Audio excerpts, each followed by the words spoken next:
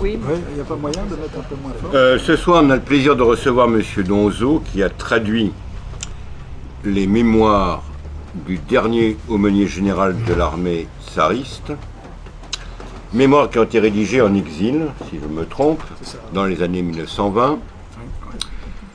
Alors c'est un document à croiser avec d'autres, avec les écrits du général Volkonski ou d'autres généraux. Divers mémoires. Et divers mémoires. Les jugements de cet aumônier, par moments, ont pu personnellement me choquer. Oui, mais je comprends. Ce qui est intéressant à voir, que c'était une société, comment dire, en déliquescence. Et on peut tirer pas mal de parallèles, point de vue, pas de tous les points de vue, avec la société française à la veille de la Révolution française. Un roi qui était certainement un brave homme, comme Nicolas II, mauvaise influence, et ils ne se sont pas trouvés au bon moment de l'histoire. Et n'ont pas été capables, par scrupule sans doute, de faire usage de la force, de faire usage des attributs de la souveraineté. Ce qui est intéressant aussi à voir, c'est les trahisons, même dans l'entourage du tsar, même dans sa propre famille. Et que de parallèles peut-on faire? Moi, je pense que j'en ai assez dit. À vous, cher ami. Je vous remercie, frère Thierry. Alors d'abord, je voudrais me présenter. Je m'appelle André Donzo, je suis ancien officier de l'armée française. Je me suis occupé au ministère de la Défense des questions soviétiques puis russes. J'ai eu le bonheur d'être attaché militaire en Russie entre 97 et 99. Et puis après, j'ai quitté l'armée, j'ai travaillé en Russie à titre personnel. Et j'en suis revenu d'ailleurs assez récemment, puisque je suis revenu de Russie en 2013. La genèse donc de ce livre, qui est lourd et long et gros, c'est que l'armée française, dans son immense bonté, envoie ses officiers sur les bancs de l'école à un moment de leur carrière. Et comme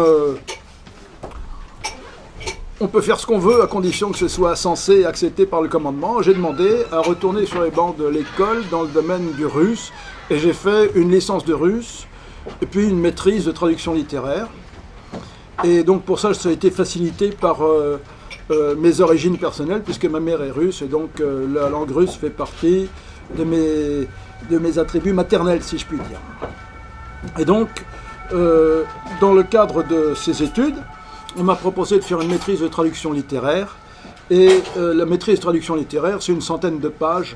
Le mémoire de maîtrise qui fait 100 pages, et bien là, c'est une traduction. Et on m'a recommandé de traduire une partie des mémoires de l'ancien aumônier général de l'armée russe, qui s'appelle le père Georges Chavelsky, qui a vécu toujours auprès du commandement pendant la guerre en particulier, la Première Guerre mondiale, et qui a vécu en particulier entre août 1915 et son abdication, qui a vécu aux côtés de Nicolas II, avec lequel il avait des entretiens, avec lequel il déjeunait tous les jours. Donc ça a été un intime de Nicolas II. Et donc il a pu mettre ça sur le papier, et ça fait des mémoires absolument passionnants. Alors il est difficile de tracer un fil directeur dans son livre, parce qu'il y a beaucoup d'entretiens, on passe un peu du coq à l'âne, on s'entretient avec quelqu'un, et puis on visite, il a visité toute la Russie, et donc c'est un témoin vivant, si vous voulez, de la fin d'une époque, c'est-à-dire que, nommé en 1911, il quitte la Russie en 1920, après avoir été donc de 1911 à 1917 l'aumônier général des armées. C'est le dernier en date d'ailleurs, parce que l'armée russe actuellement n'a pas d'aumônier général. Il y a des aumôniers dans les unités, mais il n'y a pas d'aumônier général de l'armée russe. Et puis ensuite, donc entre 1917, 1918 plus exactement, et 1920, et avril 1920, il a été aumônier général de l'armée des volontaires, qui était donc l'armée du sud de la Russie, commandée par le général Dénikine. Voilà. Et il a quitté la Russie en même temps que lui. Et il s'est réfugié ensuite en Bulgarie, où il est mort en 1951, donc rattrapé par le communisme, puisque mais enfin, il est mort quand même paisiblement. Il était directeur du séminaire de Sofia, où apparemment il n'a pas été inquiété par le régime soviétique qui s'est installé là à l'époque. Voilà. Donc voilà. Alors la genèse de cette traduction, donc c'est ça, c'est que je me suis retrouvé à avoir à traduire, donc faire un mémoire de traduction littéraire. Évidemment, si vous traduisez une partie du livre, vous le lisez en entier. Ça m'a énormément plu et j'ai décidé donc de le traduire en entier. J'ai mis 5 ans, grâce à l'aide assidue de ma femme ici présente. Moi, je traduisais du russe en français et elle retraduisait du français en français. Voilà, ce qui était pas inutile parce que son grand avantage, c'est qu'elle ne parle pas russe. Donc, tous les russismes que j'ai mis dans ma traduction ont été effacés par Marie, ici présente, qui a passé 1h30 tous les soirs avec moi pendant 5 ans pour relire ce que j'écrivais. Voilà. Voilà, donc je voudrais présenter maintenant l'auteur de ce livre, donc le père Georges Chavelsky, dont le portrait est ici, qui est un homme né en 1871 et qui a, attendez, il avait 40 ans, donc oui c'est ça, et qui en 1911 s'est trouvé nommé protopresbytre des armées. C'était le titre. C'était un prêtre marié. Et donc, autant dans le clergé, ce qu'on appelle le clergé noir, qui est le clergé séculier, il y avait donc des titres qui vont du moine jusqu'au hiérodiacre, en passant par le hiéromoine, et puis l'égoumène, l'archimandrite, et ensuite les évêques. Là, la hiérarchie du clergé blanc, donc ce qu'on appelle le clergé blanc en Russie, donc le clergé séculier, qui était constitué d'hommes mariés, arrivait donc au grade de protopresbytre qui correspondait dans la hiérarchie de l'Empire russe à un archevêque et un général de division. Voilà. Donc si vous voulez, ce genre de hiérarchie existe encore en Grèce, par exemple, où le clergé a des équivalents dans le fonctionnariat et dans l'armée. Voilà. Donc, rapidement, donc il est né en 1871, dans un petit village de ce qui est actuellement la Biélorussie, à côté de la ville de Vitebsk.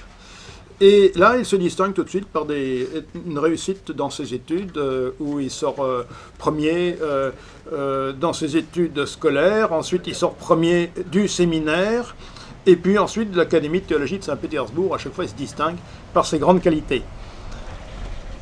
Et en 1905, il se porte volontaire pour partir pour la guerre russo-japonaise. Donc on manquait, l'armée russe avait besoin bien entendu d'aumôniers pour ses armées, et donc lui s'est porté volontaire pour la guerre, où il a eu un comportement particulièrement héroïque, puisqu'il est sorti avec l'ordre de Saint-Georges et de Saint-Vladimir. L'ordre de Saint-Georges, c'est la Légion d'honneur de la Russie, donc il a eu tout de suite... les décorations obtenues montrent que il s'est comporté en prêtre et en soldat. Ensuite, on le retrouve à Saint-Pétersbourg entre 1906 et 1912. En 1910, il enseigne la théologie dans différents instituts de Saint-Pétersbourg. Et en 1911, à sa stupéfaction personnelle, il est nommé protopresbytre du clergé, des armées et de l'Empire. Voilà son titre exact.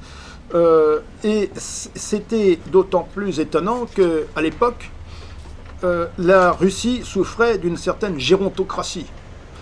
Et donc les membres élevés du clergé étaient plus près de 70 ans que de 40 ans. Donc comme c'est à peu près mon âge à moi, donc je ne critiquerai pas. Mais malgré tout, si vous voulez, le clergé, le haut clergé était constitué d'un certain nombre de personnes d'un âge certain. Et donc être à 40 ans nommé chef du clergé des armées, ça prouvait qu'il avait été distingué et qu'on s'était aperçu de ses qualités qu'il va développer, et il va donc se surpasser et être un prêtre exceptionnel, à tel point que vers la fin, on dira que c'est lui qui gouverne la Russie. C'est les mauvaises langues qui disaient ça, bien entendu. Et il est le dernier, donc, à nos jours, à avoir porté ce titre. Il n'y a plus de protopresbytre des armées en Russie. Le dernier protopresbytre que j'ai connu, c'était le recteur, le père Boris Bobrinsky, qui était recteur de l'Institut Saint-Serge. Voilà. Donc c'est le dernier protopresbytre que j'ai connu. Alors il y en avait 4 en Russie, les protopresbytres. Donc celui des armées, d'accord, l'aumônier de la cour, et le Kremlin comporte 3 cathédrales, et 2 de ces cathédrales donc, étaient dirigées, avaient un doyen qui avait le titre de protopresbytre. Alors sur les 3, je ne sais pas lesquels d'eux, puisque vous avez la cathédrale de l'Annonciation, la cathédrale de la Dormition, ou de l'Assomption, comme on veut, et la cathédrale des Archanges. Alors 2 de ces 3 avaient un protopresbytre. Voilà.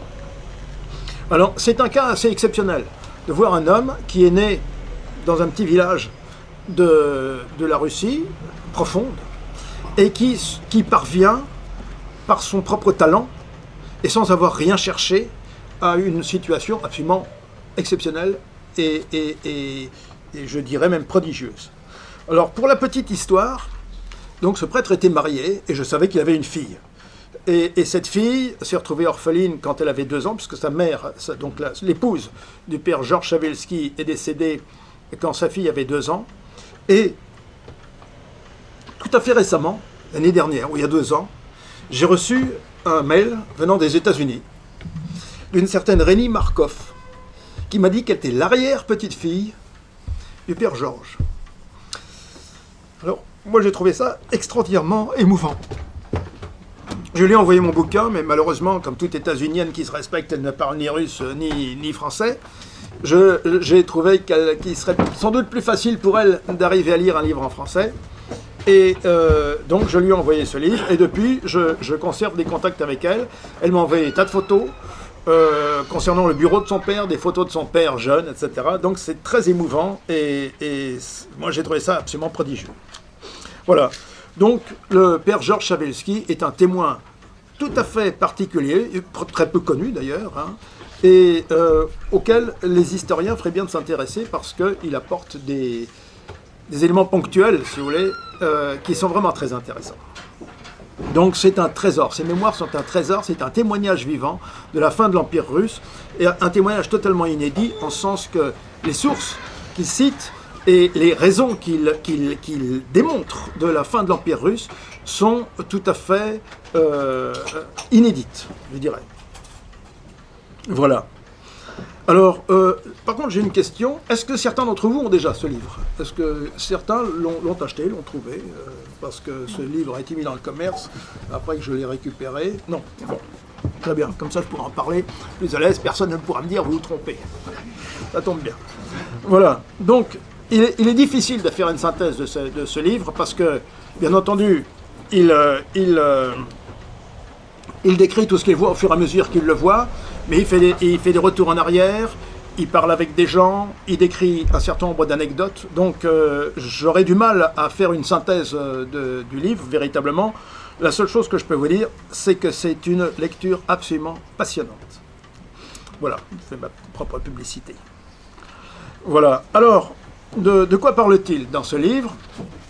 Bien entendu, c'est un ecclésiastique, c'est un homme d'église, et il parle avant tout, enfin pas avant tout d'ailleurs, il en parle entre autres, il parle de l'état de l'église russe à l'époque, qui, autant dans son clergé de base, si je puis dire, par les prêtres de village, était un clergé d'une très très haute qualité, autant pour diverses raisons politiques, le très haut clergé était dans un état de déliquescence, du moins ce sont ses observations, je ne porte aucun jugement personnel, mais l'état du clergé, du haut clergé, des évêques d'une façon générale, était plutôt problématique et affligeant.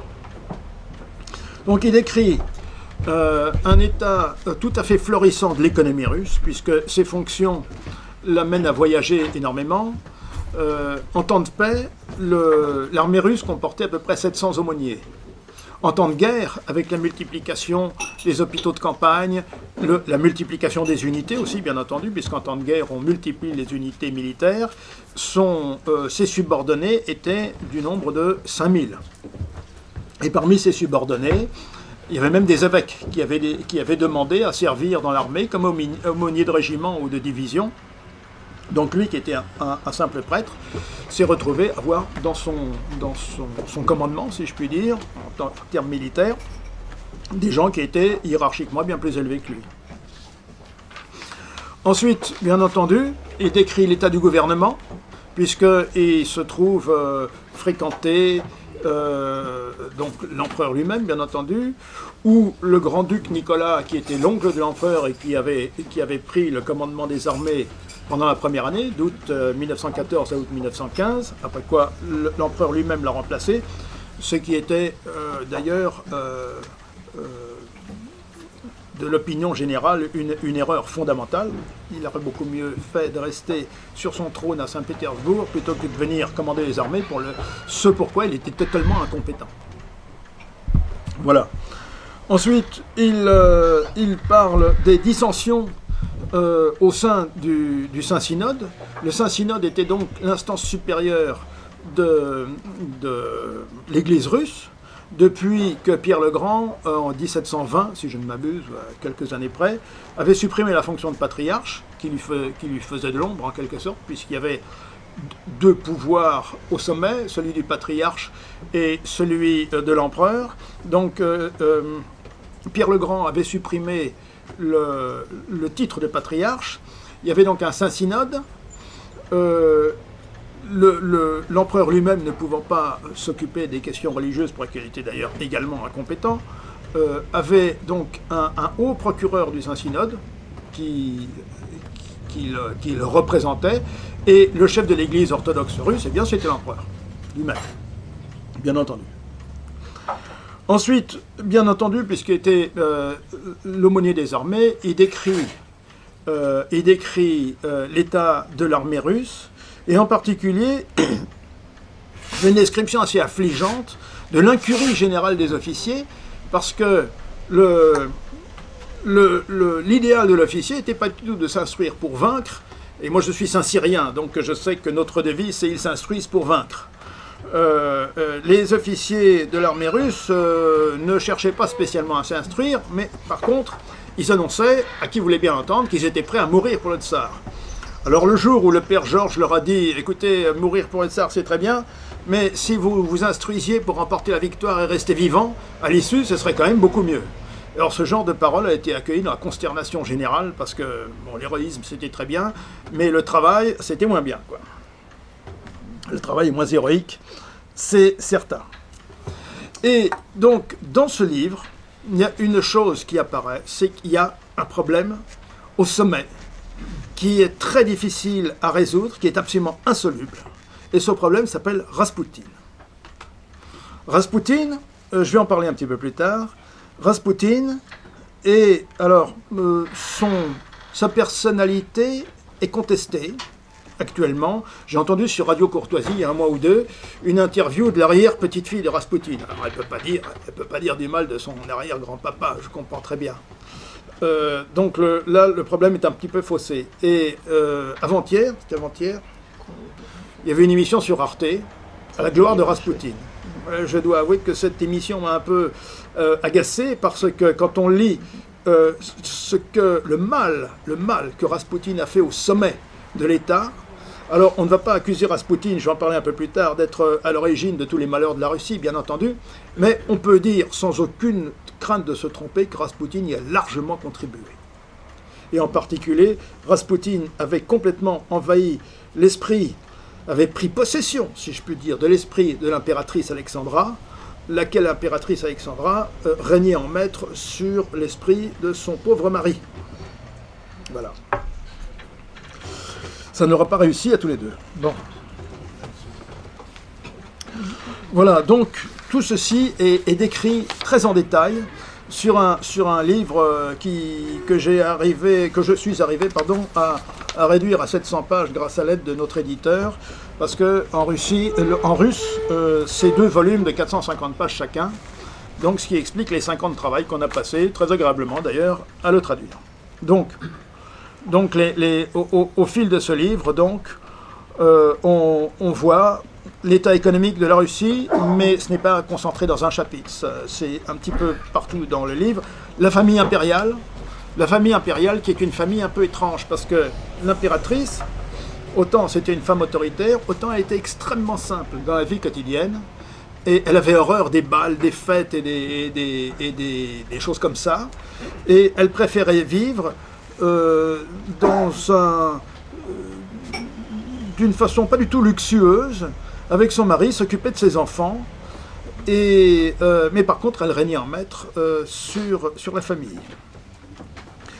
Ensuite, bien entendu, une description de l'armée, une description du haut clergé, j'en ai parlé. Le gouvernement, les ministres qui se succèdent, parce que les ministres, s'ils ont le malheur de ne pas plaire à l'impératrice et de ne pas plaire à Raspoutine, ce qui souvent allait de pair, eh bien, ils se trouvaient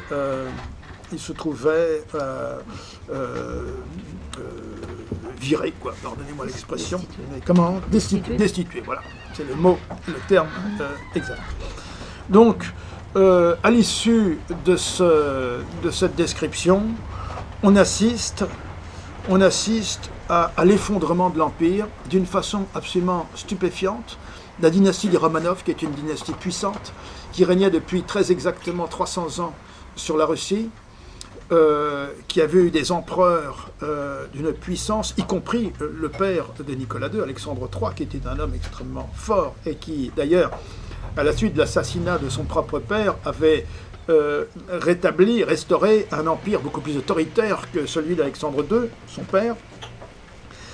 Et donc cet empire, d'un seul coup, s'effondre, à la stupéfaction générale, à la stupéfaction internationale. Tout le monde pensait que l'empire était fort, et l'empire, malheureusement, était sur les frêles épaules de Nicolas II. Après cela, bien entendu, la guerre civile. Et dans la guerre civile, donc, le père Georges s'est trouvé aumônier général de l'armée des volontaires, qui était l'armée qui était au sud de la Russie. Il y avait 3 armées dans la guerre civile. Schématiquement, il y a un peu plus que ça. C'est un peu plus simple que ça, un peu plus complexe que ça.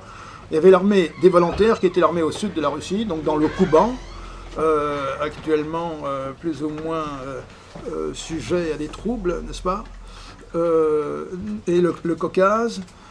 Ensuite, il y avait en Sibérie, il y avait l'amiral Koltchak, un homme extraordinaire, exceptionnel, mais qui a été trahi par ses alliés, dont malheureusement le général français Jeannin, qui était auprès de lui et qui l'a abandonné à ses ennemis, dont il ne s'était pas encore aperçu que c'était les nôtres également.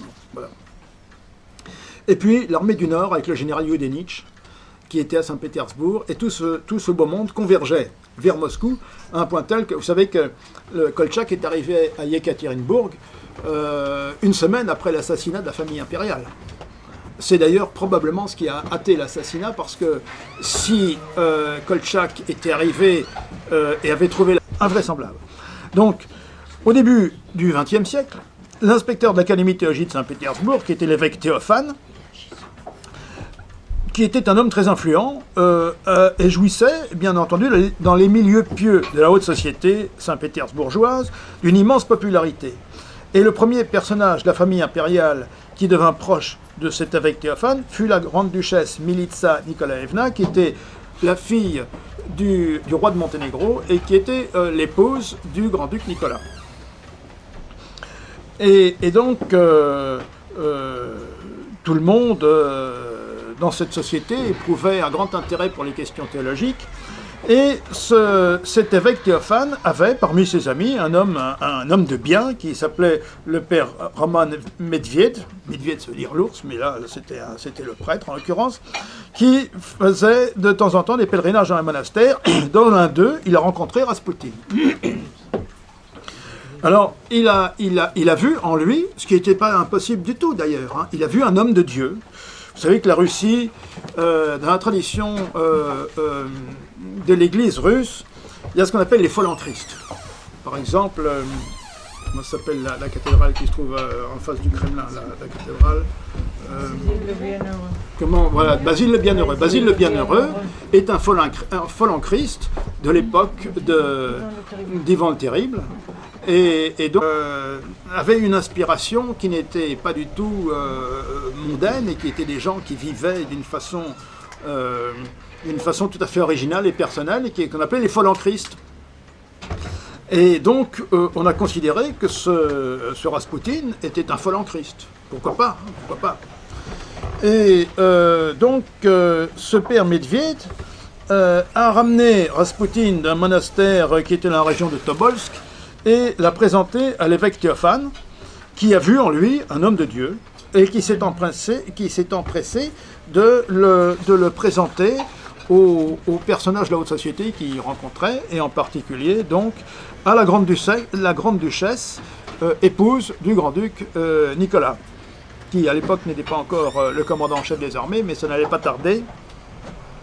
Et donc le Rasputin a commencé à fréquenter la maison du grand-duc, et le grand-duc, bien entendu, l'a présenté à l'impératrice, puisque les épouses donc, du grand-duc Nicolas et de son frère, du grand-duc Pierre, étaient très amies avec l'impératrice. Ça n'a pas duré, ça n'a pas duré du tout même, mais à l'époque, elles étaient très amies, et donc elles ont présenté le Grégoire Rasputin à l'impératrice, et très rapidement, donc le prophète, entre guillemets, bien entendu, a occupé dans la famille impériale une position telle qu'il a pu en éloigner pour toujours, qu'il a pu, d'une part, éloigner ses propres protecteurs, et qu'il a éloigné également le clergé de la cour.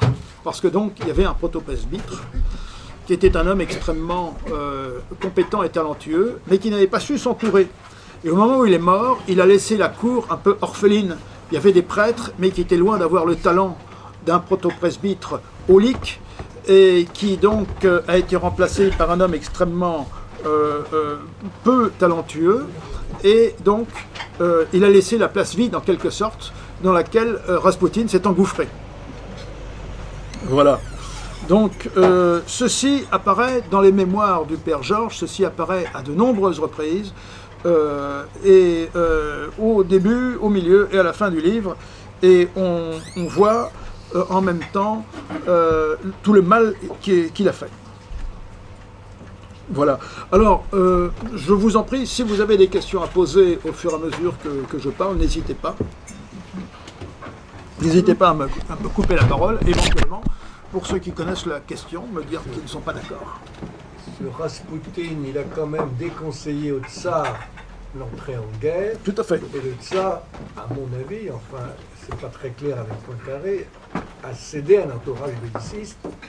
C'était, à mon avis, personnellement, une très grave erreur. Donc Rasputin, là, à mon avis, avait vu juste. Rasputin avait vu juste, mais il est un fait quand même que depuis l'arrivée au trône de Nicolas II, quasiment, il y avait des accords qui existaient, des accords diplomatiques qui existaient donc entre la France et la Russie, mais Rasputin avait vu juste pour ça, incontestablement. D'ailleurs, il n'a pas été le seul. Le départ était une mobilisation des Russes, quand même, après l'engrenage. D'accord. Excusez-moi. Oui. Bon, alors après. D'accord, ok. Donc, voilà. Donc, je ne vais pas, je vais pas parler trop longtemps non plus, parce que soit je parle jusqu'à 4 h du matin. Je ne sais pas quelle heure il est, là. Ça va. Soit il va falloir que j'abrège de toute façon, et si je parle de tout le livre. Donc, j'aborde les sujets principaux. Et disons que je vais considérer que le sujet de Rasputin a été épuisé pour l'instant, temporairement, jusqu'à ce que vous me posiez des questions, auxquelles je m'efforcerai de répondre dans la mesure de mes compétences. Voilà.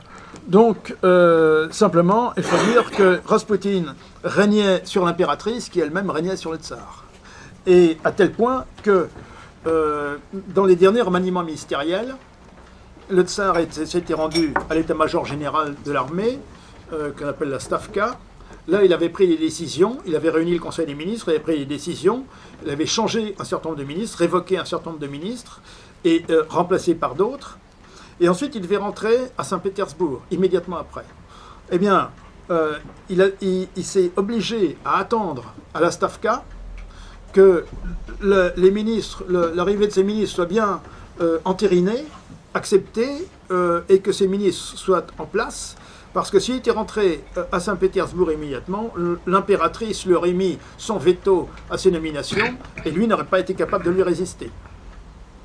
Voilà, donc quand l'empereur voulait prendre une décision de façon indépendante, il évitait de rencontrer sa femme trop rapidement après. Voilà, c'est ce que je fais aussi, mais là, un domaine moins grave quand même. Voilà. Donc la visite, après avoir planté le décor en quelque sorte, mais qui va être un décor permanent, un véritable poison, donc de la raspoutinerie, puisqu'on va l'appeler comme ça. Et donc il décrit l'état de l'Empire à la veille de la guerre, et en particulier lors d'une visite en 1913 à Leipzig. Alors c'est pas l'Empire russe certes, mais vous savez qu'à Leipzig il y a eu une bataille aussi qui a opposé Napoléon. C'est une défaite de Napoléon que les Cosaques, que l'Union des Cosaques de la Garde à Paris fête tous les ans. Et pour la petite histoire, là je digresse un peu, en 2013, donc tous les ans on fête Leipzig. Je suis invité d'ailleurs, bien que je ne sois pas cosaque. Et pour le centenaire de la bataille de Leipzig, les Cosaques avaient invité le chef d'état-major de l'armée de terre, le général Rachmadou, qui en a profité pour les remercier de s'être fait inviter pour fêter une défaite de l'armée française. Enfin, bon. Mais la bataille de Leipzig est évidemment une défaite de Napoléon. Et donc, à l'occasion du premier centenaire du premier centenaire de Leipzig, nous évidemment c'était le bicentenaire, il compare la personnalité de Guillaume II, qui était une personnalité extrêmement forte et puissante, et on voyait que Guillaume II avait réellement une emprise de sa personne, il avait une emprise sur son entourage, et il compare cette personnalité de Guillaume II avec la faiblesse et la timidité apparente de Nicolas II. Et l'Allemagne en paraît d'autant plus menaçante, parce que l'un et l'autre n'ont pas survécu, du moins leur trône, n'ont pas survécu à la guerre. Donc,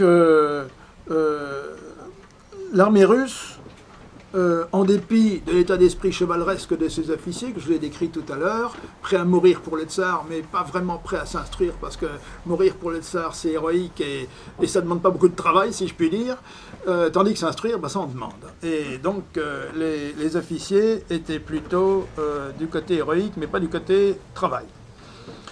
Donc, voilà, donc l'idéal de l'exploit héroïque, je cite donc le père Georges, de la mort en héros éclipsait celui de la victoire, et c'était extrêmement dangereux pour la conduite de la guerre. Et il estime donc qu'à l'occasion de cette petite visite à Leipzig, que l'armée russe n'était pas du tout prête à affronter l'Allemagne. Et malgré tout, l'armée russe a héroïquement combattu l'Allemagne. L'Autriche, c'était plus facile, mais c'est quand même bien grâce à l'offensive russe que la bataille de la Marne a pu être remportée par les armées françaises fin 1914, parce que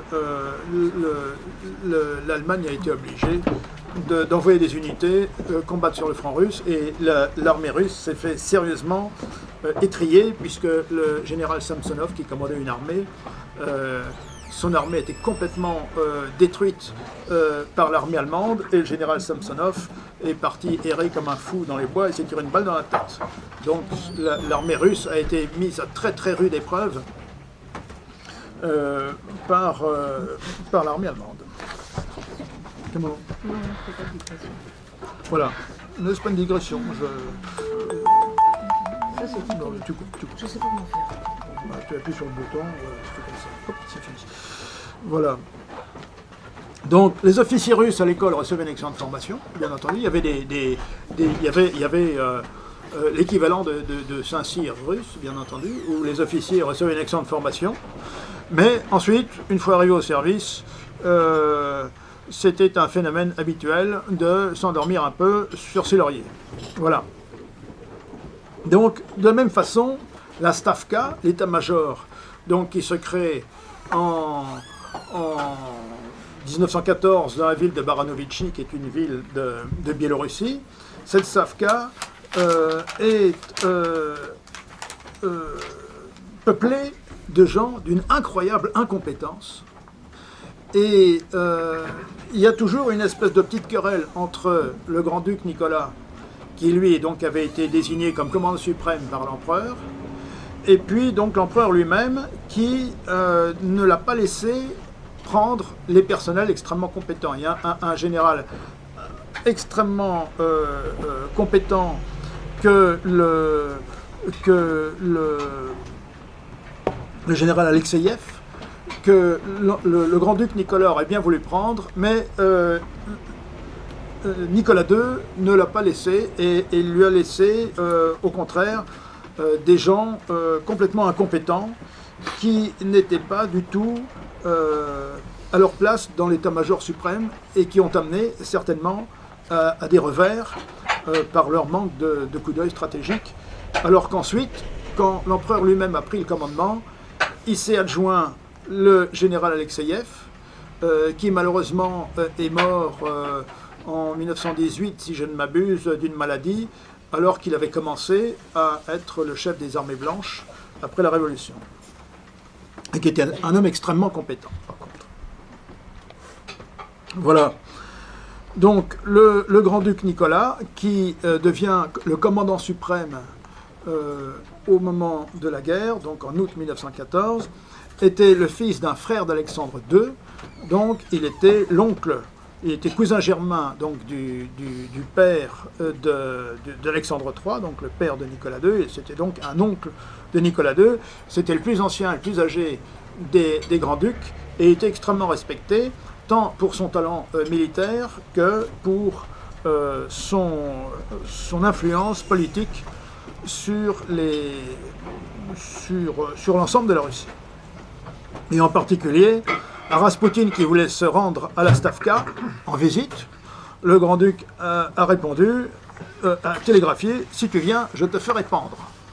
Et du coup, Raspoutine n'est pas venu, curieusement. Donc, oui, c'est dommage. Et seulement, en été 1915, le grand-duc commençait à avoir une renommée extraordinaire et commençait à avoir une popularité. Et non pas l'empereur lui-même, mais la tsarine s'est sentie menacée par la popularité du grand-duc, qui était bien supérieure à celle de l'empereur. Elle s'est sentie menacée à tort, parce que l'empereur était un fidèle parmi les fidèles, et il n'aurait jamais songé à renverser Nicolas II, mais d'une part conseillé par Raspoutine, et d'autre part, à cause d'une inimitié personnelle, la tsarine a recommandé à Nicolas II de prendre le commandement suprême, ce qui était une double erreur, puisque, premièrement, Nicolas II n'était pas un soldat de métier, ce qui était le cas du grand-duc Nicolas. Le grand-duc Nicolas était un général de l'armée russe et était donc extrêmement compétent dans le domaine stratégique. Nicolas II n'était pas du tout préparé à ça. Il avait servi dans un régiment de hussards, mais sans plus, il n'était pas du tout militaire. Donc, dans un premier temps, il se mettait lui-même à la tête des armées sans en avoir la compétence. Et d'autre part, lui, qui était le roi, qui était l'empereur, il avait abandonné son trône, il avait laissé dessus son épouse, dont on voit tout de suite les compétences, et donc il avait en quelque sorte déserté son poste, sans être capable d'assumer le poste qu'il s'était choisi. Mais heureusement, il s'était adjoint donc le général, comment j'avais dit déjà, Alexeïev, bien Alexeïev, qui était incontestablement le meilleur général de l'armée russe et qui lui a remporté des victoires incontestables et donc qui a permis le redressement de la situation, ce qui évidemment a été mis au crédit de l'empereur, mais ce n'était pas du tout à son crédit parce que l'empereur, à la Stavka, ne faisait rien. Voilà. Alors, au début de la guerre, on voit... Alors, on passe un petit peu du coq à l'âne, parce que dans ce livre, on passe du coq à l'âne en permanence. Il décrit un phénomène qui est tout à fait typique de la tradition russe, de la tradition militaire, de la tradition populaire. C'est la foi, une foi totalement justifiée, bien entendu, en la mère de Dieu, une foi chrétienne profonde, et en particulier, le 20 juillet, il décrit le 20 juillet 1914, alors que la guerre commençait tout juste. La ville de Grodno, qui est donc une ville située tout à fait à l'ouest de l'Empire, était menacée par 4 corps d'armée allemands. C'était une menace très lourde, parce qu'en plus de ça, les Allemands étaient bien mieux armés que les Russes. La préparation matérielle de l'armée russe était très mauvaise. Et donc, 4 corps d'armée allemands menaçaient la ville de Grodno, qui était défendue par 2 divisions russes, qui ne faisaient absolument pas le poids, bien entendu. Alors, le 20 juillet, l'archevêque Michel de Grodno, accompagné de tout le clergé, célébra un tédéum sur la place, devant l'icône de la Mère de Dieu, protectrice de la ville, qui avait été sortie pour la circonstance. Toute la ville se rassembla, les sanglots de la foule s'unirent en une grande plainte, et ce soir-là, Guillaume retourna ses corps d'armée vers la France, et Grodno était sauvé. Alors, bien entendu, on voit ici, bien entendu, une relation de cause à effet. Ces armées qui sont retournées vers la France se sont ensuite de nouveau retournées contre la Russie et ont permis, en particulier, de sauver la bataille de la Marne. Mais ça, c'est une autre question. Donc, malheureusement, le commandement russe avait comme maladie d'être incapable de savoir exactement la situation sur les différents fronts, parce que toute victoire était largement amplifiée. Donc la moindre petite victoire était largement amplifiée, et les défaites étaient plus ou moins passées sous silence, ce qui fait que le haut commandement ne savait pas très bien où en était sa propre armée. Et ça, c'est un des très gros défauts de l'armée russe qu'on a déjà vu au début, où tout le monde s'instruisait au début pour vaincre, et puis ensuite on oubliait l'instruction, on faisait de l'héroïsme, mais ce que doit faire une armée, c'est-à-dire en particulier rendre compte de sa position, de sa situation, de manière à ce que le haut commandement puisse prendre des mesures, ça ne se faisait pas. Voilà pour cette question militaire. Et une autre question qui est très intéressante, c'est la question des gréco-catholiques, donc ce qu'on appelle les uniates de Galicie.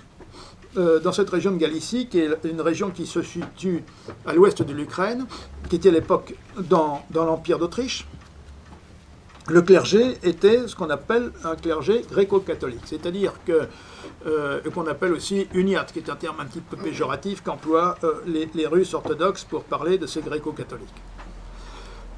Le rite gréco-catholique est un rite tout à fait semblable au rite byzantin de l'Église orthodoxe. Les prêtres étaient des prêtres en général extrêmement bien formés, sortant du séminaire, très instruits et connaissant bien leurs ouailles, mais ces prêtres étaient catholiques, c'est-à-dire qu'ils étaient ils obéissaient au pape, et autre chose, autre détail, enfin qui n'est pas un détail théologique, c'est qu'il comment dirais-je, il déclarait le filioque dans le credo, ce que les orthodoxes ne reconnaissent pas.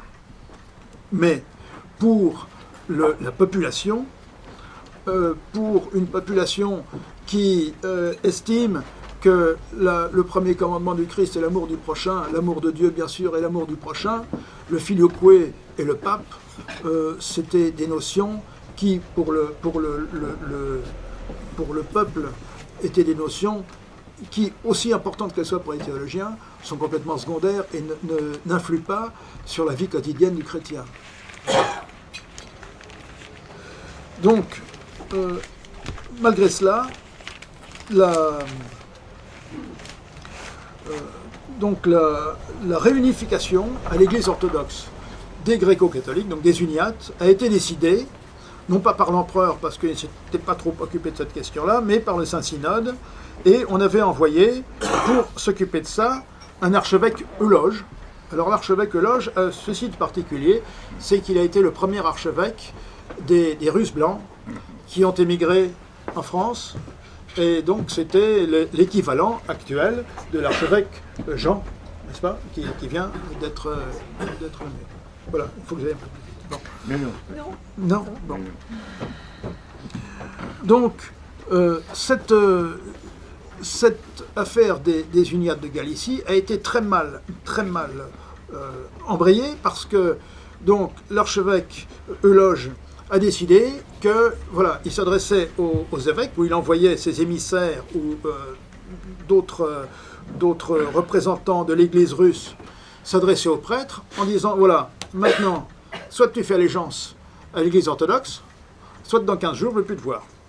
Bon, alors beaucoup s'en allaient, bien entendu, et ils étaient donc remplacés par des hiéromoines qui venaient des fins fonds de la Russie, qui étaient loin d'avoir une formation théologique, une formation au séminaire qu'avaient ces prêtres qui avaient souvent des diplômes universitaires très importants et puis qui connaissaient leurs ouailles, qui étaient d'excellents prêtres.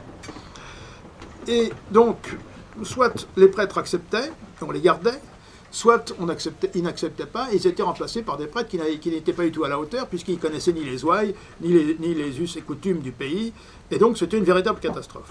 Et en plus, comme dans toute guerre, et en particulier dans celle-ci, il y a eu des allers-retours, quelque temps après, 6 mois plus tard, lors d'une offensive, appuyée par les Allemands, les Autrichiens ont reconquis la Galicie, et ça s'est soldé par un nombre incroyable d'exécutions.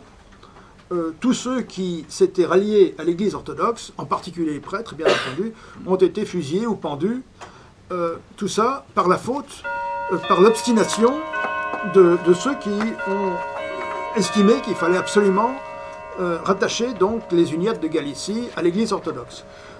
Ensuite, retour du balancier, l'armée russe a de nouveau occupé la Galicie occidentale, et cette fois-ci, l'empereur a désigné le père Georges Chawelski pour s'occuper de cette question des Uniates, et il s'est conduit de façon beaucoup plus diplomatique en laissant les prêtres en place et même en les aidant un maximum, sans perturber les gens ni dans leur foi, ni surtout en ne les laissant pas se compromettre auprès du pouvoir russe, ne sachant pas de quoi l'avenir était fait.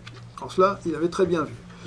Voilà, donc ça fait partie des innombrables détails de ce livre. Voilà. Et sur l'état de l'Église, il a malheureusement des termes extrêmement durs. Sur l'état en particulier du haut clergé. Autant le clergé populaire, le clergé dans les villages était d'un dévouement absolu, qu'on rencontre encore actuellement, bien entendu, et qu'on a toujours rencontré. Mais voilà ce qu'il dit. Il est difficile de se représenter quelque autre fonction sur cette terre qui fut aussi défigurée et mutilée. Il suffit de parcourir des yeux le chemin qui y menait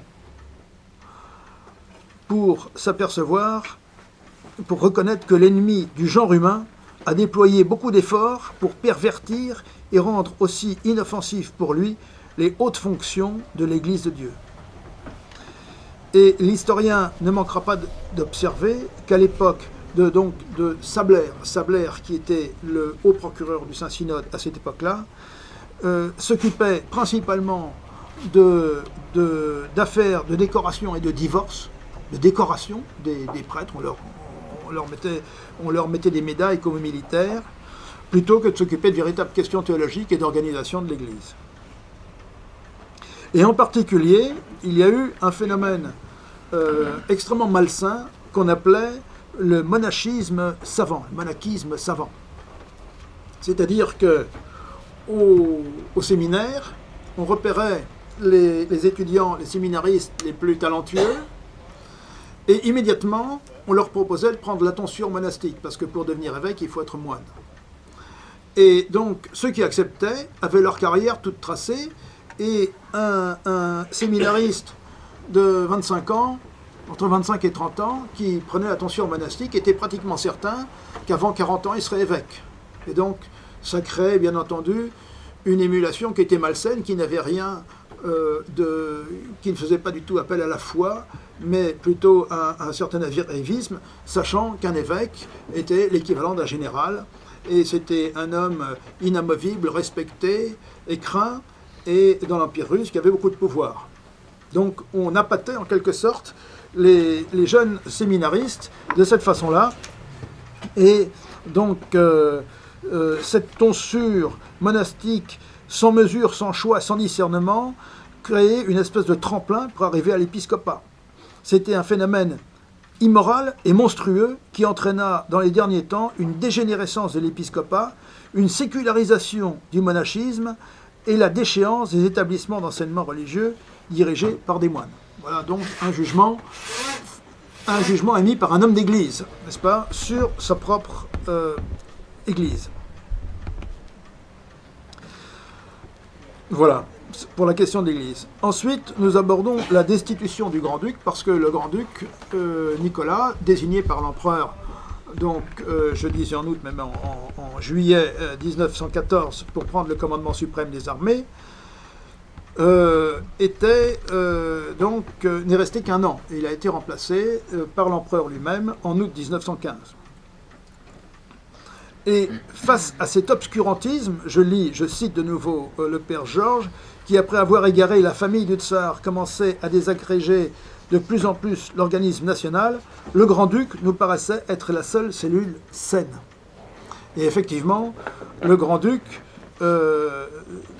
concentrait sur lui tous ceux qui avaient encore foi en la victoire et en l'avenir de la Russie, et qui ne croyaient plus du tout à l'impératrice, en l'empereur, bien entendu, qui lui-même était complètement perverti par l'impératrice et elle-même par Raspoutine. Donc, c'est en s'appuyant sur cette cellule saine que l'organisme national pouvait surmonter tous ces microbes malfaisants et recommencer une vie saine. Tous croyaient et espéraient en lui. Or maintenant, au plus fort de la lutte, on le mettait hors de combat. Et donc le grand-duc Nicolas a été affecté sur le front du Caucase, où il est devenu vice-roi du Caucase, à Tbilissi, à Tiflis à l'époque, en raison principalement des intrigues de Raspoutine. Et donc l'armée perdait son vieux commandant suprême, qu'elle aimait, mais sans en recevoir à nouveau. Comme je vous l'ai dit, l'empereur est venu s'installer à la Stavka, mais sans la commander véritablement, parce qu'il avait pris comme chef d'état-major le général Alexeïev, qui à partir de là est devenu lui-même, sans en avoir le titre, le commandant suprême de l'armée russe, avec énormément de talent d'ailleurs. Voilà.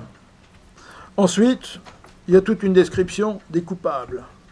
Le ministre de la guerre, Soukomlinov, est coupable d'avoir mal préparé l'armée russe à la guerre, de l'avoir mal équipée, de ne pas avoir créé les industries nécessaires pour fabriquer ne serait-ce que les munitions, l'armement, etc. Et l'armée russe arrivait désarmée face à l'armée allemande, qui elle était parfaitement bien équipée, disciplinée et armée. Et dans certains cas, des régiments de l'armée russe sont montés à l'assaut contre l'armée allemande avec des bâtons. Parce qu'il n'y avait pas de fusil, et s'il y avait eu des fusils, de toute façon, il n'y avait pas de munitions pour mettre dedans. Voilà.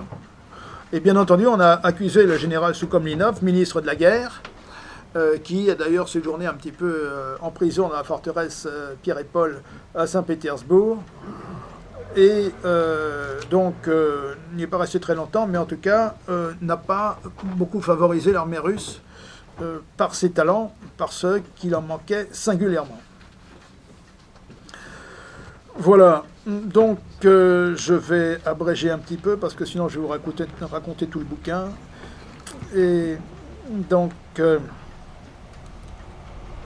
voilà, en plus de ça, parmi les coupables, à l'état-major se trouvait le général chef d'état-major, qui était en quelque sorte l'équivalent, nous, de notre chef d'état-major des armées, et qui était un homme totalement incompétent, parce qu'il avait beau être général d'armée, c'était surtout un homme de l'administration, c'était pas un stratège, c'était pas un soldat, c'était un administratif. Alors les administratifs ont bien entendu une utilité très grande, mais plutôt sur les arrières que sur le front.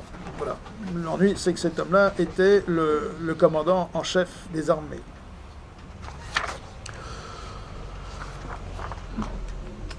Voilà, donc je vais passer un petit peu plus rapidement et je vais arriver à l'abdication de l'empereur qui s'est passée donc le 2 ou 15 mars, le 2 mars suivant le calendrier julien, qui est le calendrier de l'Empire russe et qui est encore le calendrier de l'Église orthodoxe russe. 15 mars, c'est donc 13 jours plus tard, suivant le calendrier grégorien.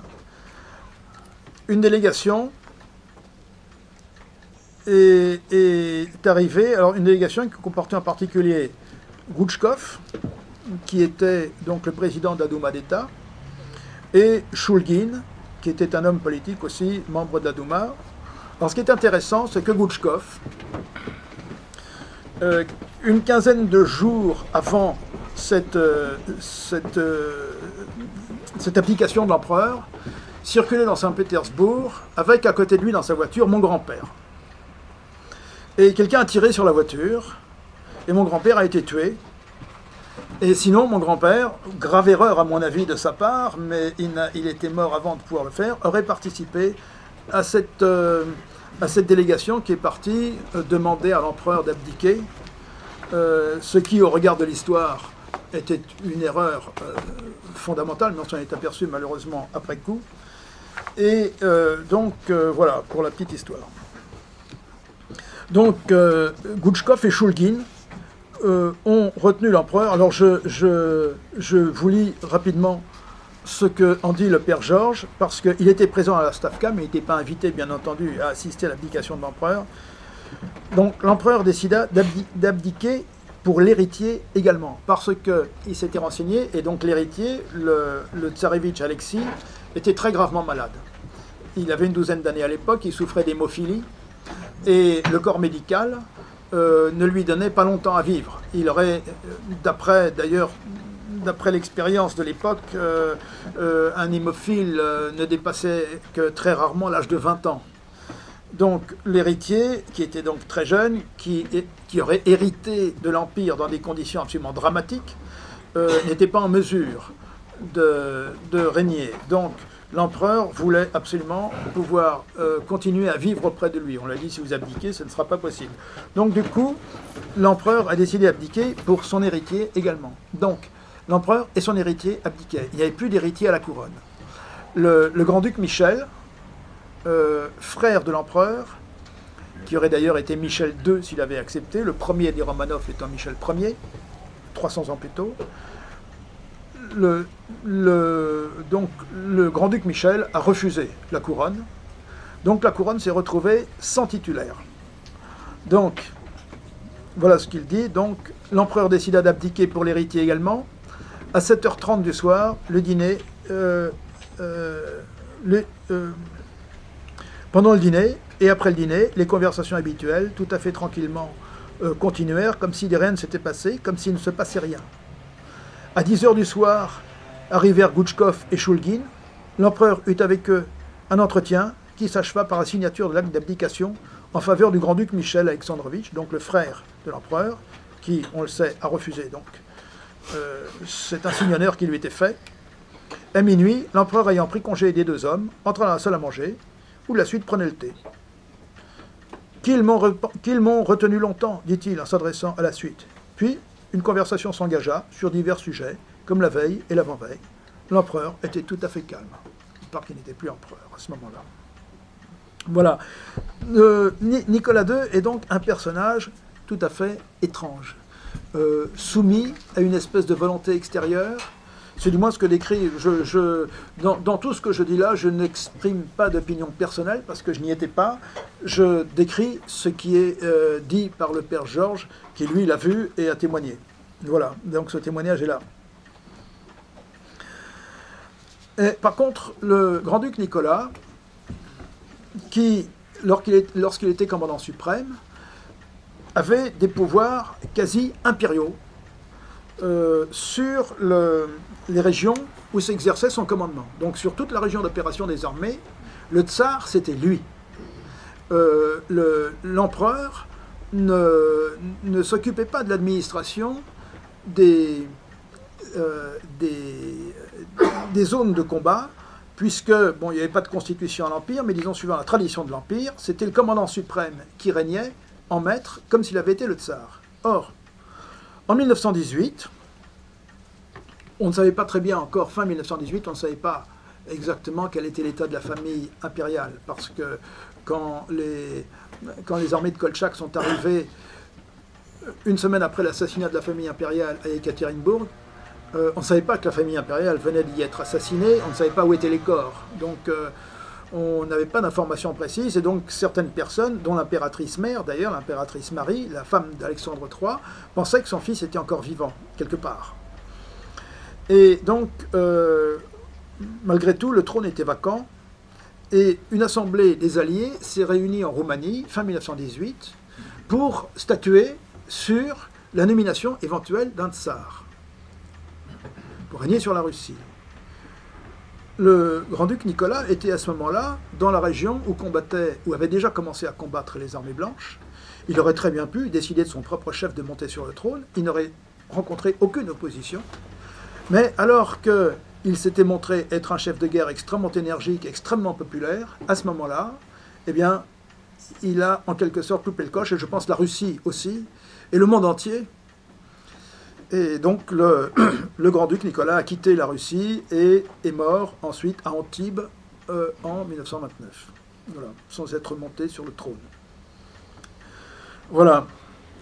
Donc, ensuite, notre père Georges se retrouve, après quelques péripéties, donc après avoir édu lui-même, échappant à la terreur, j'arrivais à Kiev le 30 septembre 1918. Là, il a pris contact avec les chefs de l'armée des volontaires, et immédiatement, le général Dénikine lui a demandé d'être son aumônier, et il a pu observer toute la vie donc, de l'armée des volontaires entre septembre 1918 et le départ du général Dénikine en avril 1920. Et il constate, je ne vais pas m'étendre sur le sujet, il constate des raisons, il constate les raisons de la défaite contre les bolcheviks, parce que vous savez que la victoire vraiment était tout près. Lénine commençait déjà à faire ses valises et à quitter Moscou, parce que les armées blanches arrivaient, et Lénine, à un moment donné, était absolument certain que c'était fini. Il avait fait une belle tentative, merci, et au revoir surtout, et il partait. Et d'un seul coup, de façon, je ne dirais pas miraculeuse, mais je dirais au contraire diabolique, les événements se sont retournés, et les armées blanches ont peu à peu été battues, et donc ont quitté la Russie. Et donc les raisons sont multiples. D'abord, il y avait des dissensions au sommet, comme déjà au niveau de l'état-major de l'armée russe pendant la guerre contre les Allemands. Tout le monde était loin d'être compétent, et en particulier, là aussi ce n'est pas une opinion personnelle parce que je ne l'ai pas connu, mais le général Dénikine n'était pas connu pour être un homme extrêmement compétent, et surtout ne pas être l'homme de la situation. Il aurait fallu un chef de guerre, comme l'a été d'ailleurs le général Wrangel par la suite, mais le général Wrangel n'avait quasiment plus rien.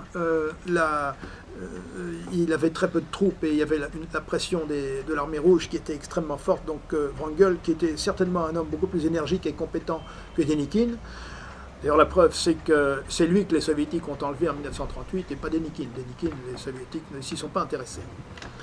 Et donc, voilà, il y avait donc une dissension au sommet, et probablement une compétence du chef qui n'était pas très grande. Deuxièmement, beaucoup d'officiers d'armée russe, de l'armée du tsar, avaient été enrôlés de force, pour la plupart, dans l'armée rouge. Et à l'occasion, s'il se trouvait avec les armées blanches, beaucoup d'officiers de l'armée rouge, mais des officiers tsaristes, passaient les lignes et venaient donc se rallier aux armées blanches. Mais dès qu'ils arrivaient, ils étaient considérés comme des traîtres, et beaucoup d'entre eux, au lieu d'être accueillis comme des frères et incorporés dans l'armée blanche qui avait grand besoin d'eux, ont été, au contraire, pendus ou fusillés. Ce qui, évidemment, ensuite a fait réfléchir, pour la suite, ceux qui auraient voulu également rallier l'armée blanche. Si c'est le sort qu'on leur réservait, il est certain que ça ne les incitait pas à se rallier. Voilà. Et deuxième raison, enfin troisième plus exactement, il y avait beaucoup d'armées de troupes cosaques qui participaient donc à l'armée des volontaires du sud de la Russie, et en particulier l'armée d'un certain général cosaque, Mamontov, qui était très connu, et pas pour ses hautes qualités. Et les Cosaques avaient une tradition qui était très gentille quand on combattait l'ennemi de la Russie, mais qui était moins bien quand on libérait la Russie du joug des armées rouges, c'était de piller la population, de piller les lieux quand ils avaient remporté une victoire. Alors, quand les populations occupées par l'armée rouge voyaient arriver les Cosaques, sachant le sort qu'il allait leur être réservé, c'est-à-dire des viols, des pillages, etc., les Cosaques n'étaient pas accueillis avec toute l'affection qu'on pouvait attendre, n'est-ce pas? Alors, voilà, tout ceci fait partie des raisons de l'échec des armées blanches. Du côté de la Sibérie, on sait que les alliés occidentaux, dont le général français Janin, ont abandonné Koltchak et l'ont livré littéralement aux bolcheviks qui l'ont fusillé. Voilà, alors que c'était un homme d'une très grande valeur militaire, une très grande compétence, très grande valeur morale. Et pour la petite histoire, son petit-fils, Alexandre Koltchak, se trouve actuellement à la maison russe de Sainte-Geneviève-des-Bois. Et je bavarde souvent avec lui. C'est un grand bonheur. Voilà, maintenant l'état de la Russie. D'abord, je voulais dire une chose très rapidement.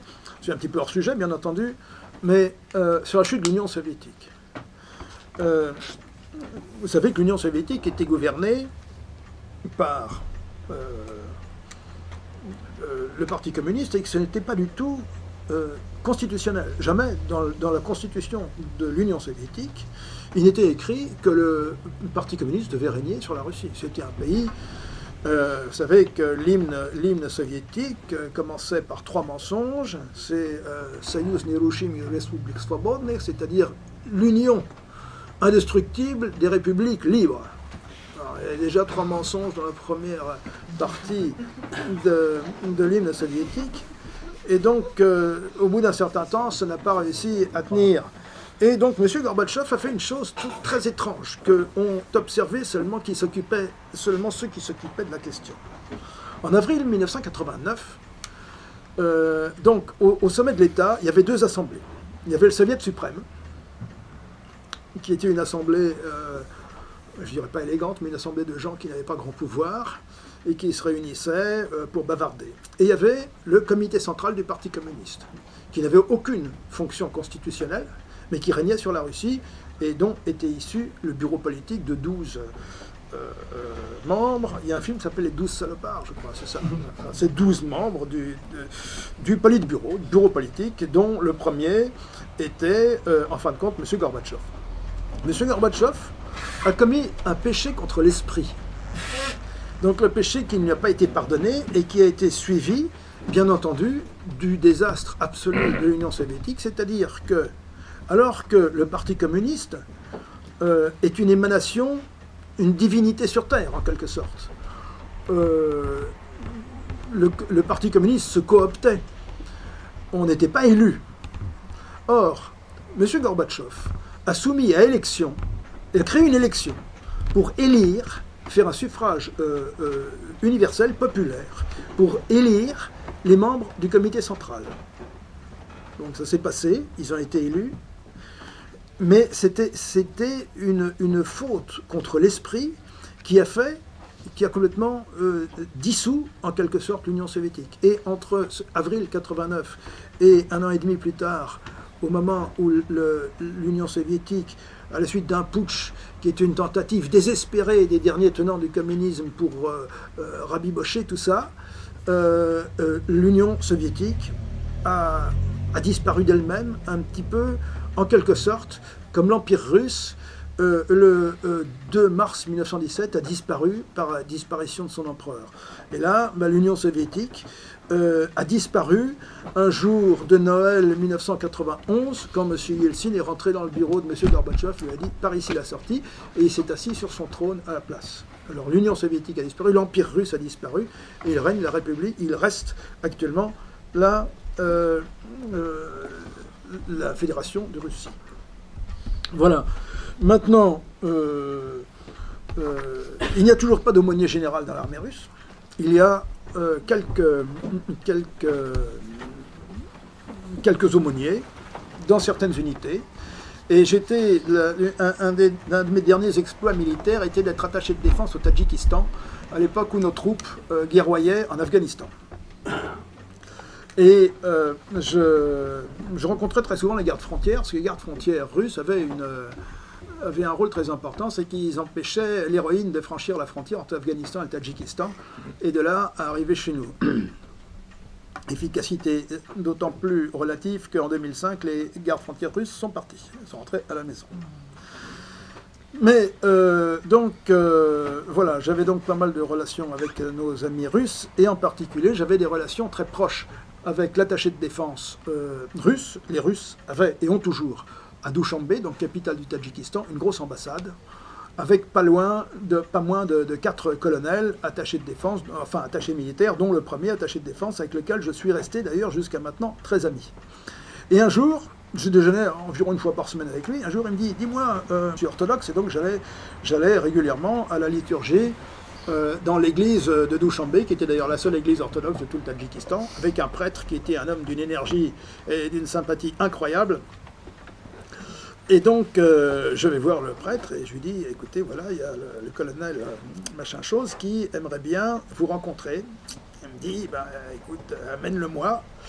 Et donc, c'est moi, attaché de défense français, qui est pris sous mon aile protectrice, l'attaché de défense russe, et qui l'est présenté au prêtre russe qui régnait sur Douchanbé. Alors moi je trouve que c'est assez caractéristique, parce que un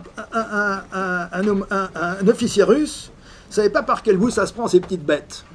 Et il aurait voulu que je lui ai montré moi, comment on s'adresse à un prêtre et comment on reçoit sa bénédiction. Il a fait la même chose, il était un peu gêné. Et n'empêche que à Pâques suivant, à Pâques donc 2004, puisque c'est là que se terminent mes exploits à l'armée française, à Pâques 2004, eh bien, j'étais dans l'église de Douchanbé avec l'attaché de défense russe, gros colonel du service de renseignement militaire russe, pour qui les préoccupations religieuses étaient très très éloignées jusqu'à ce qu'il ait fait ma connaissance. Et ma foi, je m'honore, merci, je me charge de le faire moi-même, d'avoir amené à l'église un colonel russe, et pas des moindres. Comment ? Alors, ce prêtre, le père Serge de Douchanbé, ensuite est revenu à Saint-Pétersbourg et il est devenu ensuite le parrain de ses 2 petits-fils. Donc il les a fait baptiser, et donc ce père Serge est devenu le parrain de ses 2 petits-fils, et je trouve que c'est très bien. Voilà, j'ai pratiquement fini, que puis-je dire encore ? Je crois que c'est tout. Oui, alors je voulais vous lire, comment ? Voilà, alors voilà. En conclusion, je vais me contenter de lire parce que la conclusion, je vais laisser le père Georges la faire lui-même. Voilà ce qu'il dit à la fin de ses mémoires et à la fin d'une préface qu'il a faite aussi.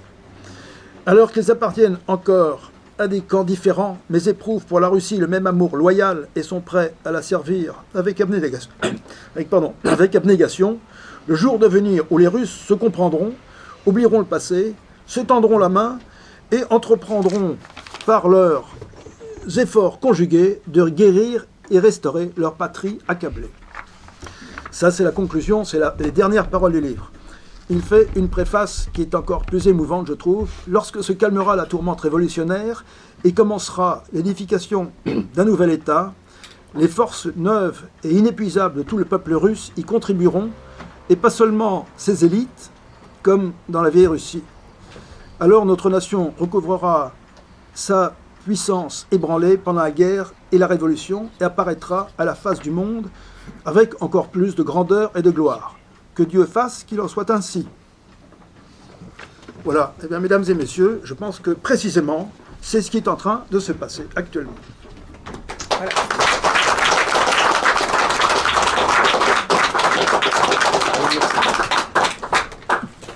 Il y a des questions? Votre prêtre, Georges, était donc très favorable au grand-duc Nicolas, Tout à fait, tout à fait. qui était néanmoins franc-maçon et Alors, oui, certes, qui a eu un rôle bizarre dans la préparation de la guerre, lui, surtout voilà. vis-à-vis de son oncle. Mais je vous répète, ici, je vous ai mentionné ce qui est écrit dans le livre. Oui, mais Et dans le livre, il n'y a aucune mention de cela. Mais vous avez raison, vous avez raison. parce que le rôle du grand-duc Nicolas n'a pas toujours été très clair. Elle n'a pas été très claire, mais si vous voulez, le rôle du prêtre, lui, était très clair. Et il ne s'occupait pas de ces questions-là. C'était la gloire de Dieu, et il s'en est occupé.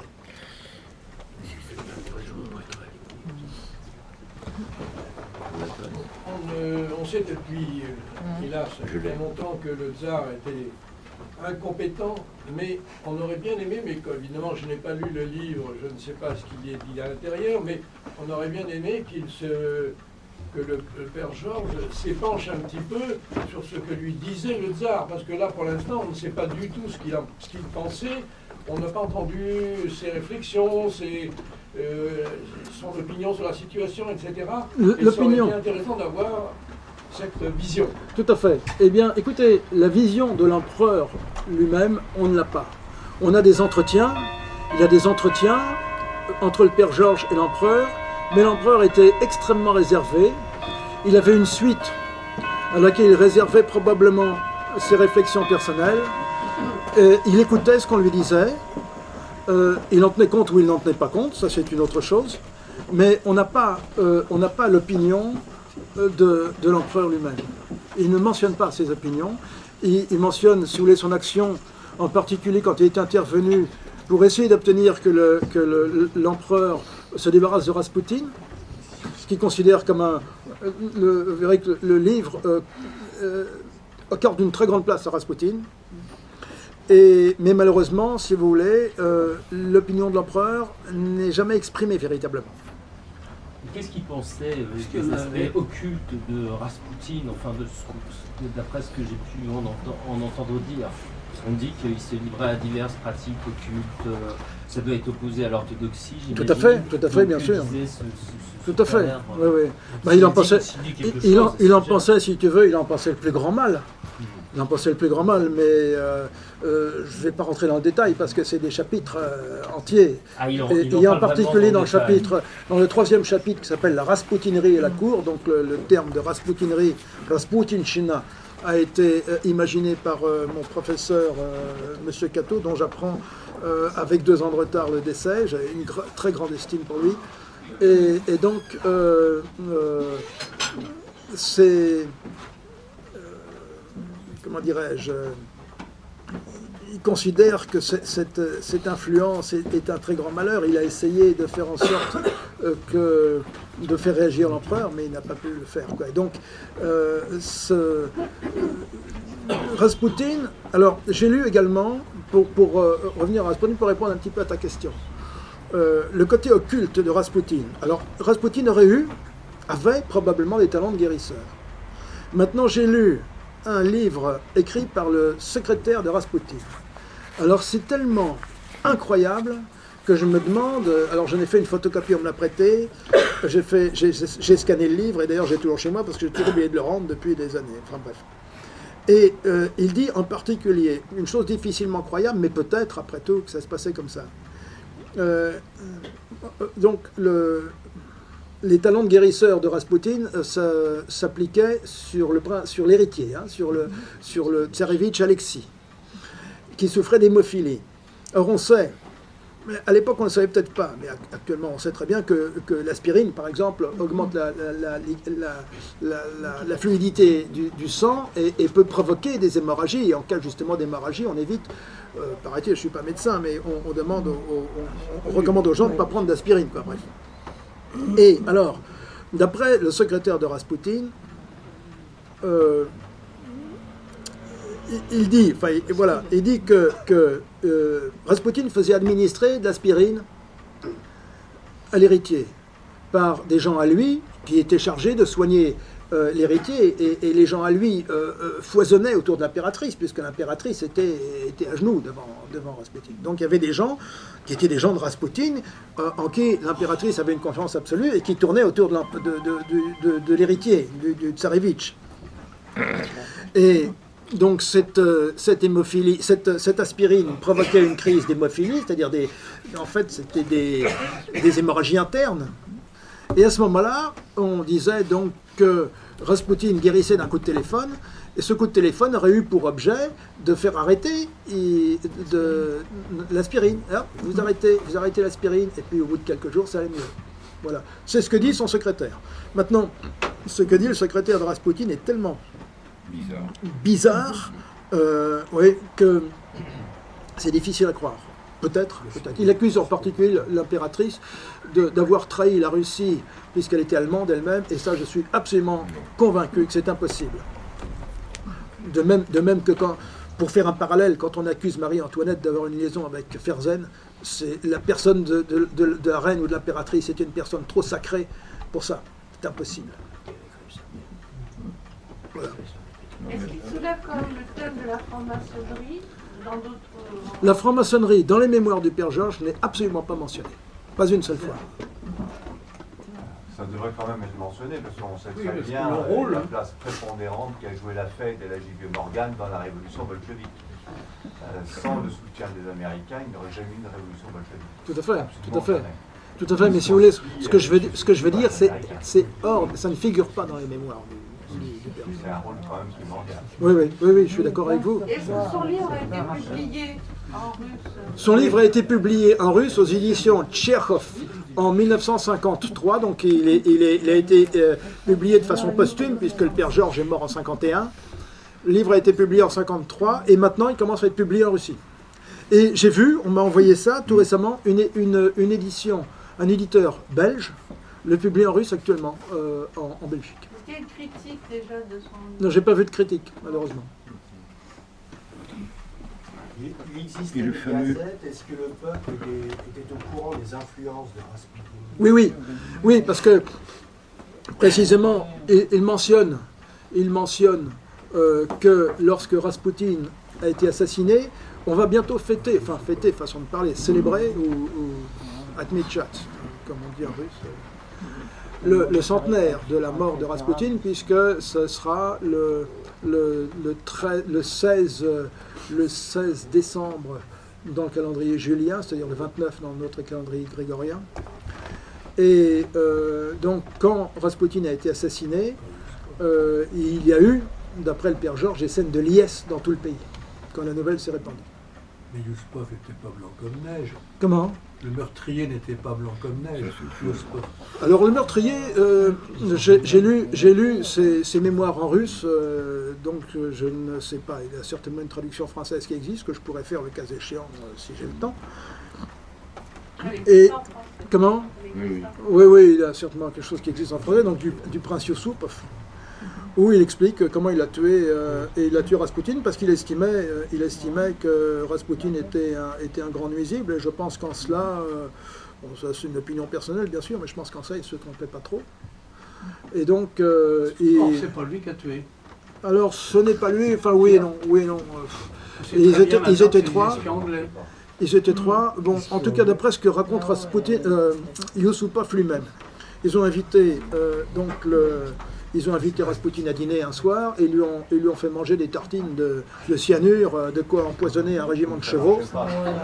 Et ça n'a pas fait d'effet. Alors on pense, et c'est ce que dit Yusupov lui-même, que probablement le médecin militaire qui devait fournir le cyanure, a eu un remords, in extremis, et a fourni un somnifère, un truc comme ça, au lieu de fournir du cyanure. Maintenant, on dit que ce sont des agents anglais qui ont assassiné Rasputin, moi je veux bien, mais il n'y a rien de très certain là-dedans, quoi. C'est sûr maintenant, excusez-moi, Ah mais oui. les balles peut-être. sont anglaises. Oui, oui, mais comme l'armée russe manquait de munitions, ils avaient peut-être acheté des balles. Il avait l'habitude de prendre du cyanure tous les jours un petit peu, craignant les assassinats. Oui, mais enfin, ça c'est la mitridatisation. Alors je ne sais pas si la mitridatisation vaut vraiment une vaccination. Je sais pas. Mais enfin, en tout cas, il en avait mangé, et il y avait de quoi tuer une bonne douzaine de chevaux, quoi, dans ce qu'il avait. Ça avait un effet contraire au poison. Non, peut-être. Moi, ça, je ne vais pas rentrer dans ces considérations. Si vous voulez, j'ai lu effectivement. Comment? J'ai lu les mémoires de Yusupov où il décrit donc la façon dont il a tué Rasputin, puisqu'il a commencé par lui tirer dessus, alors qu'il voyait que le poison ne faisait pas trop d'effet.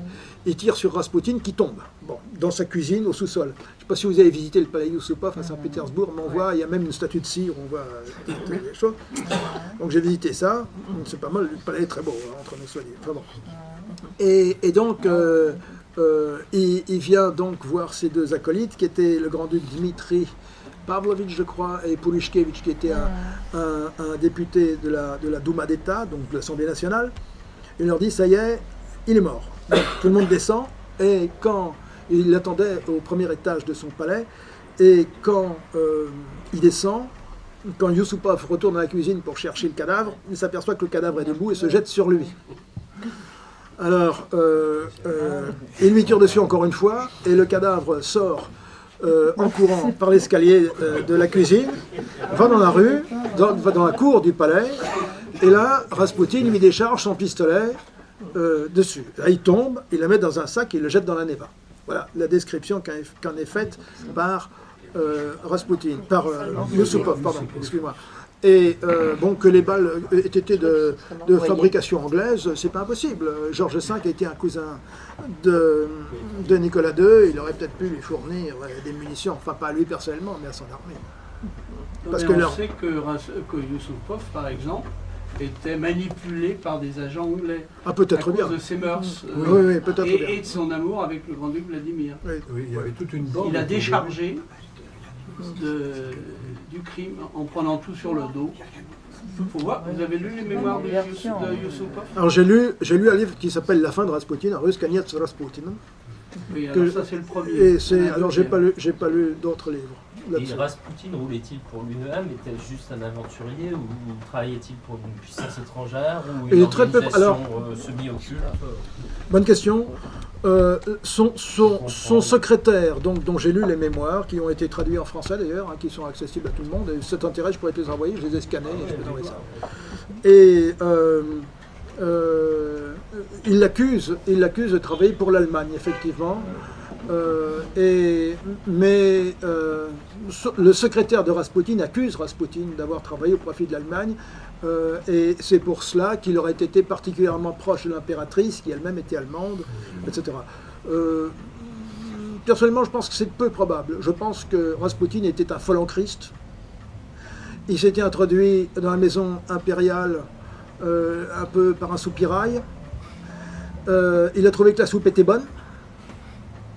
Il était resté, et il était d'une incompétence absolue dans les affaires de l'État. Ça ne l'empêchait pas de donner son avis, et l'impératrice d'écouter son avis. Voilà, moi c'est mon opinion sur la question, que j'ai pas mal lu sur Rasputin. C'est d'une façon générale, je me rallie un petit peu, parce que je n'y étais pas, je me rallie un petit peu à l'opinion des gens qui ont écrit à ce sujet, et la tonalité des bouquins écrits là-dessus décrit toujours plus ou moins à peu près la même chose, c'est-à-dire le fol en Christ qui est arrivé un peu miraculeusement dans la maison impériale, et qui, ma foi, s'y est trouvé bien, et a continué. Alors il était dépravé, alors on parle de son incroyable puissance sexuelle, puisqu'il sautait sur à peu près tout ce qui bougeait, donc voilà. En plus de ça, d'une façon un petit peu satanique, en ce sens que très souvent il demandait le dimanche, il demandait à ses victimes, si je puis dire, d'aller communier, et puis ensuite, il s'occupait d'elles. Il y avait des sectes russes qui pratiquaient ça. Oui, c'était quelque chose qui n'était pas étranger à la Russie. Oui, tout à fait. C'est la honte. Oui, mais enfin, vous avez des sectes russes qui pratiquaient Oui, ça. c'est resté, oui, c'est resté. C'était pas surprenant. Oui, c'est une secte qui avait des pratiques sexuelles particulières, des orgies, etc. Voilà. Et Rasputin faisait des orgies. Oui. Mais Rasputin faisait des orgies à Saint-Pétersbourg sans se gêner. Voilà. Faire attention. Oui. Encore une question? Oui. Oui. Je vous écoute. Oui. Oui, 20 ans avant, il y a eu ce qu'on appelle les emprunts russes. J'ai vu que ça correspondait à un tiers des réserves d'or de la Banque de France et la moitié des réserves d'or de la Banque d'Algérie, qui était territoire français. Oui.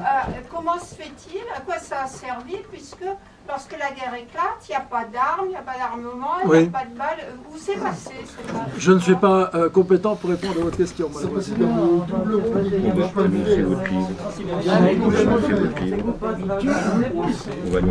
Oui, bien sûr. Le doublement des lignes de poche. Vous n'avez rien vu là-dessus? Non, je n'ai pas de réponse à votre question sur ce qui a été fait des emprunts russes. Je crois que ça a été essentiellement la construction de chemins de fer en particulier. Bon, ceux qui veulent viennent se faire dédicacer le livre que vous venez de présenter. Et pour Noël, il y a 2 livres sur Saint-Pétersbourg. Et ça pourra vous être dédicacé aussi. Voilà. Donc, ils vont